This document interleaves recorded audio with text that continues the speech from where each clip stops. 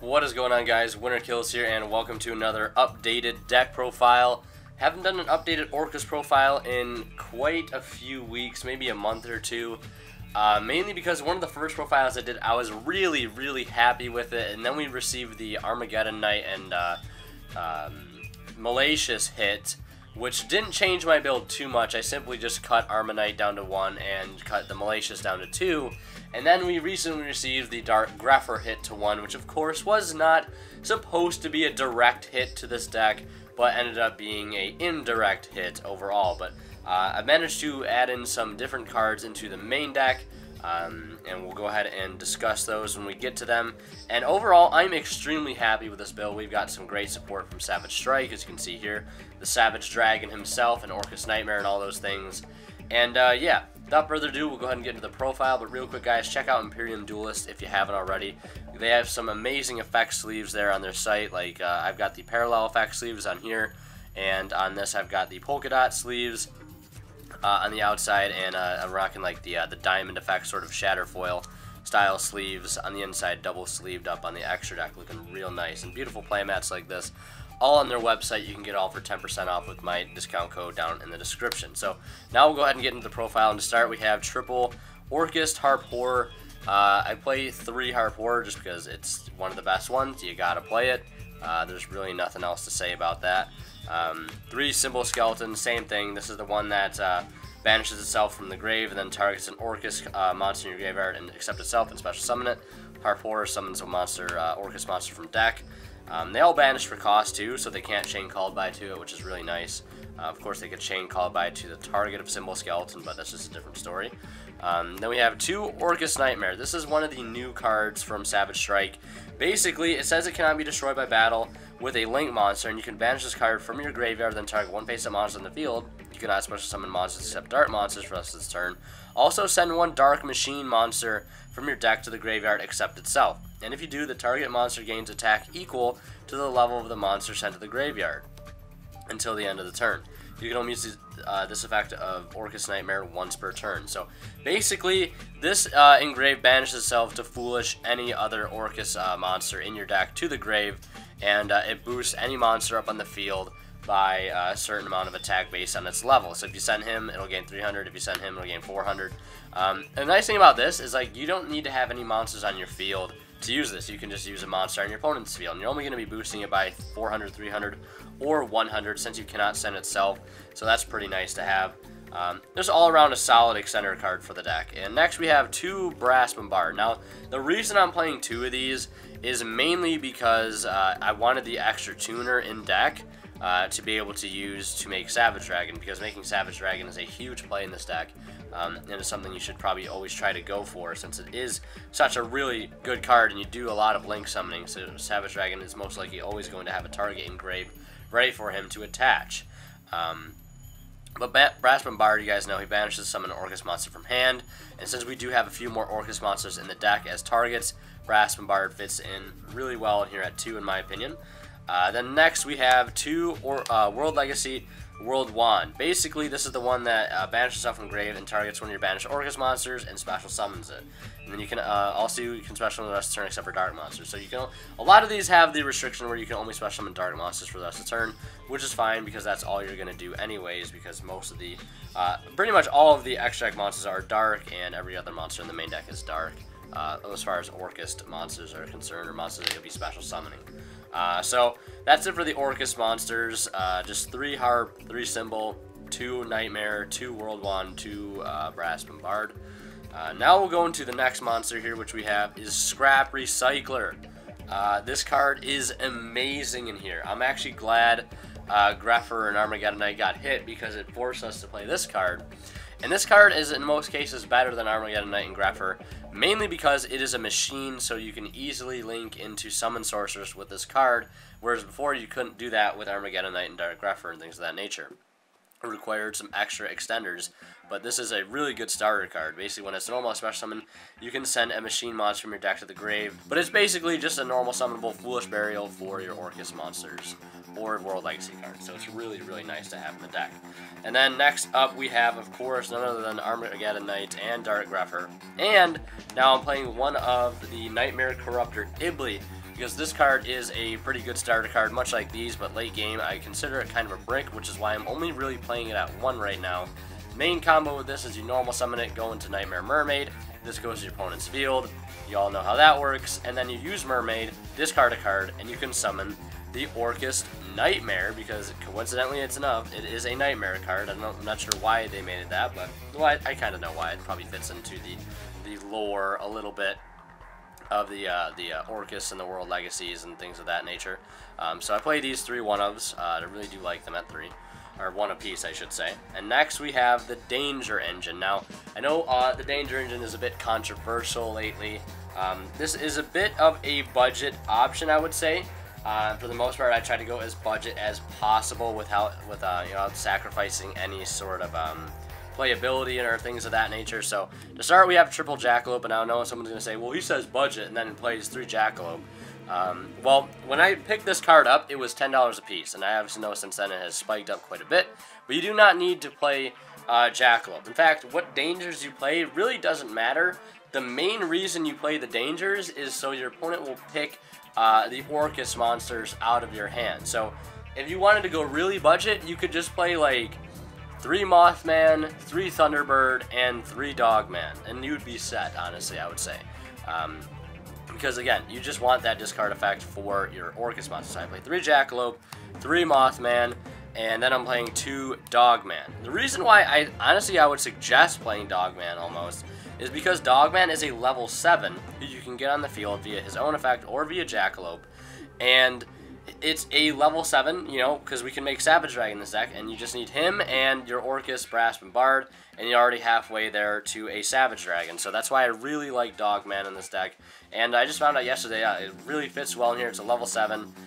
You only need the level 1 tuner, and you're into Savage Dragon. So I really like him. He's also 2400, so he's got some nice stats as well. And then lastly, 1 Dark Arm Dragon, because he fits like extremely well in here out of any other boss monster I would think of playing. The graveyard manipulation in here is absolutely like unprecedented, so I think the Dark Arm Dragon works the best. That's it for the monsters. Now we'll go into the spells. Alright, to start off the spells, we have Triple Called by the Grave. Pretty versatile card all around this format, so I think playing 3 is pretty justified. Then we have 2 Orchestrated Return. Basically says send 1 Orcus or World Legacy monster from your hand or face-up field to the graveyard and draw 2 cards. You only activate 1 a turn, which is fine, but that's why I'm only playing 2. This card's also searchable via your Link 2. So very, very nice card. And one of the reasons why I stopped playing Allure of Darkness overall was because I didn't like the fact that I had to keep banishing really useful cards in my hand. And instead, I just rather rely on this for draw power anyways, and it's been playing much better that way. Then we have 1 Foolish Burial, 1 Monster Reborn, 1 Reinforcing the Army to search out either your Armageddonite or your Dark Grepher, and 1 Orchestrated Babel. This is like one of the most important cards in the deck, but I think it's justifiable to play at 1 because it is searchable, and if it is in the grave, you can get it back via its own effect. This basically allows you to use all your Orcus effects during your opponent's turn. They all become quick effects, things of that nature. But I think going forward, when the counter trap comes out, since this is a TCG legal build, I will probably play this at multiple copies just because I would rather open this card first and be able to use the Orcus Galatea to set the counter traps turn 1 instead of having to rely and use that search to get this out instead of hoping to draw the hand or the counter traps and things of that nature. So going forward, I might change the ratio of Babel to maybe 2 or 3. Maybe play Terraforming.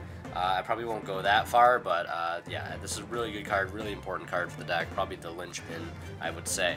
So that's it for the spells. Now we'll go into the traps. I'm just playing 2 Solemn Strike, 1 Warning, and 1 Judgment. So we have the Solemn Brigade here in full force. I was playing the Orcust Core and Einsatz, but I decided to cut those because I think Einsatz is a little too slow for the deck currently, and I think Core is great overall, but I'd rather side those for like decks that are making a lot of back row hate, and I think going first with the type of boards this deck can make, having Solemns is not a bad choice. I just think they fit well with the deck. So that's it for the main deck. Now we will go into the extra deck, and to start we have 1 Borreload Savage Dragon, the only synchro that I'm playing. You could probably get away and play 2 Savage Dragon if you're really feeling up to it. I'm deciding to play 1 right now because I only have 1, and I think playing 1 is just fine, because if you have to go into a second one, you probably have already won the game at that point. Then we have 1 Sword and 1 Load. So we're playing like the holy trinity of the Boral monsters here. Borreload, Savage, and Sword. These cards come up all the time. This deck can go into Link 4s like its job, and I think playing these are very, very important.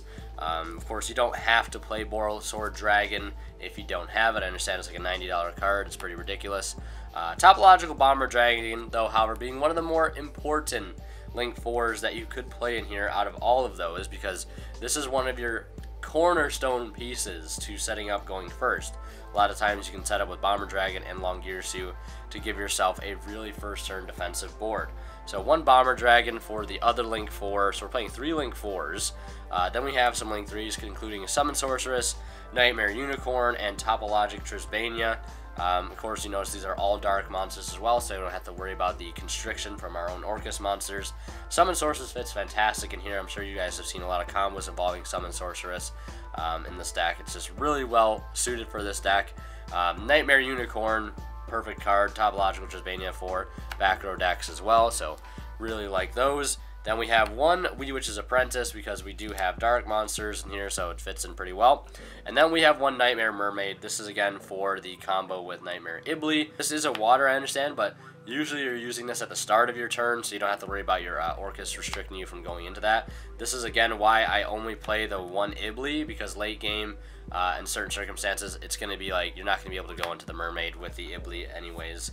Now we have the Orcust links, playing 3 Galatea, the Orcust Automaton. I think this is probably one of the most important Orcust links to play, hence why I'm playing 3. This gets you some of your best cards in your deck. Soon it will get us the Counter Trap Orchestrated Climax, but it gets us your Field Spell and your Draw Spell. So it's very, very, very important. Like I said, I used to play Einsatz, but I feel like the card is pretty slow. I might go back to playing it, but right now I just really like the build the way it is. I wanted to play as little spells and traps as possible, only play what's necessary so the danger cards can do their job a little bit better and discard those Orcus cards to the graveyard. But she basically, like I said, if she's linked, cannot be destroyed by battle, and then she also target one of your banished machine monsters, shuffle them to the deck, and then you can send an Orcus spell trap directly from your deck. So grab your field spell turn 1 ideally, or if you already have the field spell, grab a draw spell to help out continue some of your plays. And then we have 2 Longirsu, the Orcus Orchestrator. Link 3, 2 effect monsters, including an Orcus monster. This link card cannot be destroyed by card effects. Basically says you can target 2 of your banished machine monsters, shuffle them into the deck, and then you can send 1 linked monster your opponent controls to the graveyard. And this card cannot attack the turn you use this effect. So the interesting thing about these Orcus links is, I think I mentioned it in the last profile, but I'll say it again. The effect to shuffle in your banished machines, and then to use the following effect. You don't have to use the following effect. You can just use the effects to recycle resources back in your deck. So late game, if you don't have per se a target for Galatea, it doesn't matter. You can still put things back in your deck, so you have targets for Heart Horror and you have targets for Orcas Nightmare. It's super, super nice to be able to do that. Same thing applies with Longirsu, and same thing applies lastly with Orcustrion. I'm playing one Orcustrion because, again, I don't think it's necessary to play too many Link 4s. I mean, this is already our, what is this, our 4th Link 4 in the deck. You could play a second one. It's pretty easy to get into this guy turn 1, but again, you usually want to go into him when you're about to go for game. Basically, this link card cannot be destroyed by battle or card effects. So this one can't be destroyed by battle if it's linked. This can't be destroyed by battle or by card effects if it's linked. And then this one gains both of those effects. And linked simply means that it is pointing to something. It doesn't have to be co-linked where 2 link arrows are pointing to each other. It just simply has to be linked. One thing, it is pointing to one thing. So that's simply all that means. And then it basically says you can target 3 of your banished machine monsters, shuffle them into the deck, and if you do, the attack and defense of any linked monsters your opponent currently controls become 0. Also, their effects are negated, and you can only use this effect of Orcustrion once per turn. So he drops everything that it's linked to on your opponent's side of the field to 0 attack, and their effects are negated. So again, one of those things you're going to go into when you really can, and you're going to go for game. So playing just the 5 Orcus links, and they work really, really well. And these guys can be recycled like crazy. If they get banished, you can just bring them back with World Wand. It's just all around a really, really good card. A really good engine, I should say. So, alright guys, so that's pretty much going to be it for the deck profile. I was going to do some combos here, but it would take too long for this video, I think.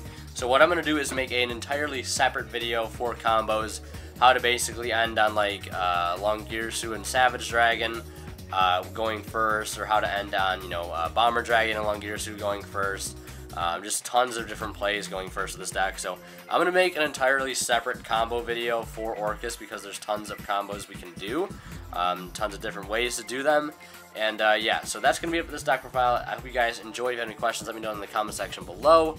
I know there's a Phantom Knight engine that can be played in here. I'm just opting not to play it. I like the Danger version better. Yeah, don't forget to check out Imperium Duelist as well. And yeah, thank you guys so much for watching. Follow me on Twitch, Discord, and or join Discord. Much appreciated. Thank you guys so much for watching. It's always Winterkill signing out. We'll see you in the next one.